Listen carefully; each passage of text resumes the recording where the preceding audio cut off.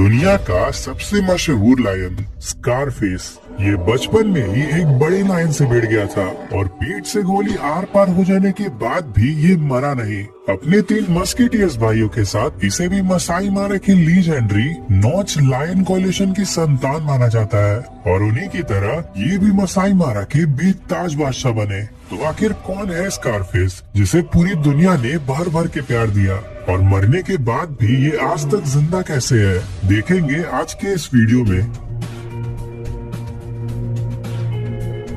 वक्त था साल 2007 का, जब मसाई मारा के हरे भरे सवाना में एक लायन कब का जन्म होता है। जी हाँ, यही है हमारे आज के इस कहानी का हीरो स्कारफेस। वैसे स्कारफेस अकेला नहीं था, बल्कि इसके साथ साथ इसके 3 भाई भी थे, हंटर, सिकियो और मोरानी। इस वक्त तो ये अच्छे से चल भी नहीं सकते हैं, लेकिन आगे चलकर ये पूरे मसाई मारा में राज करेंगे। अच्छा, वैसे कई एक्सपर्ट्स का ये भी मानना है कि स्कारफेस की रगों में मसाई मारा के सबसे लीजेंडरी लायंस नॉचेस का खून बहता है। अपने परिवार की सुरक्षा में इनका बचपन काफी अच्छा था। ये चारों भाई दिन भर बसमारा के लंबे लंबे घासों में उछल कूद मचाते और बड़ों को तंग किया करते थे। इनके परिवार के पास मसाई मारा का एक बहुत बड़ा इलाका था, इसीलिए इन्हें रोज शिकार मिलता रहता था और इतनी कम उम्र से ही ये चारों भाई शिकार को बहुत ध्यान से देखा करते थे। खास करके हंटर, जो खेल खेल में ही शिकार की बारीकियों को समझने लगा था। दिन तेजी से बीतने लगा और बच्चे भी उतनी तेजी से बड़े होने लगे। वैसे बचपन से ही सिकियो, जो इन सब में सबसे बड़ा था, वो इनकी अगुवाई करता था और स्कारफेस सहित बाकी के भाई खुशी खुशी इसकी बात मानते भी थे।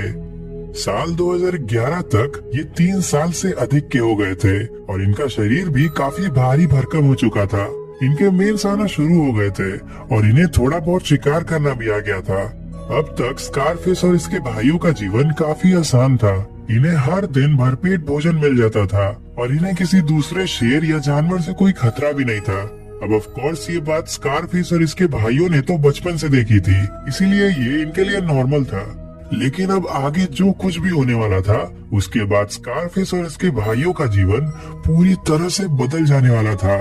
दरअसल अब क्योंकि ये बच्चे नहीं थे, तो जैसा इस उम्र में हर नर शेर के साथ होता है, वैसा ही इनके साथ भी हुआ।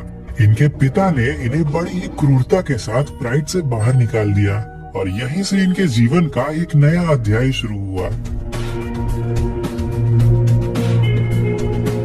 किसी भी नर शेर के लिए ये उनके जीवन का सबसे कठिन समय होता है। इस समय इनके पास ना तो घर होता है और ना ही खाना। स्कारफेस और इसके भाइयों का हाल भी कुछ ऐसा ही था। ये